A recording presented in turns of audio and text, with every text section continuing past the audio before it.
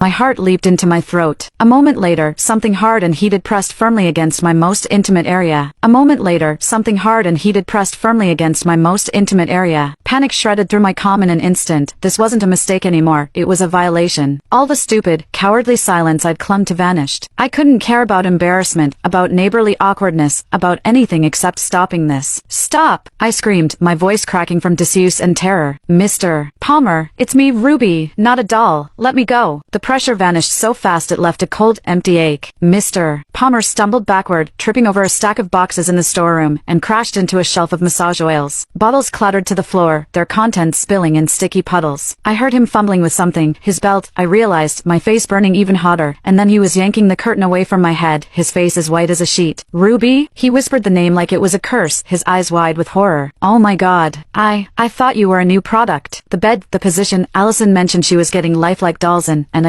I'm so sorry. I didn't mean to. Save it. I snapped, twisting my wrists against the rubber restraints. They were still tight, the bed's mechanism unyielding. This is a pleasure bed. The release button is on the side, black, about the size of a quarter. Find it. He scrambled to obey, his hands shaking so badly he fumbled the frame. His normally neat hair was disheveled, his shirt unbuttoned at the collar. I forced myself to look away, focusing on the ceiling instead of the way his hands trembled, the way he kept muttering apologies under his breath. The storeroom smelled like vanilla massage oil and panic, a sickening combination. Finally, there was a soft click. The restraints around my wrists went slack, and the bed's split frame slowly lowered, flattening out until I was lying on my stomach in a normal position. I didn't waste a second, yanking my underwear up, then my hot pants, my hands shaking so hard I could barely fasten the waistband. By the time I sat up, Mr. Palmer was standing across the room, his back to me, staring at the wall like it held the secrets of the universe. I'm leaving the payment on the counter, he said, his voice gruff, for the oil, and, for this. I'm so sorry, Ruby. I'll never set foot in this store again. I'll even move if you want. I can't believe I did this. I didn't answer. I was too busy trying to catch my breath, too busy fighting the tears that threatened to spill. He hesitated for a moment, then fled the storeroom, the bell above the shop door jangling as he left. The silence that followed was deafening. I stayed on the bed for a long time, my knees pulled to my chest, staring at the sticky oil stains on the floor. The embarrassment was a physical pain, sharp and unrelenting, but there was something else too, confusion. His comment earlier, about my backside reminding him of Ruby's. He'd known it was me, or at least, he'd suspected. How? The bell jangled again, and I jumped. Mom. I scrambled to my feet, brushing off my clothes, and hurried out of the storeroom just as she was carrying a stack of boxes through the door. Ruby, you're awake. She set the boxes down, wiping sweat from her forehead. Sorry I took so long. The supplier had a delay. Did Mr. Palmer stop by? He said he'd come to settle his bill for the antique vibrator he bought last month. My throat went dry. He was here. He left the payment on the counter. I didn't mention the doll mix-up, didn't mention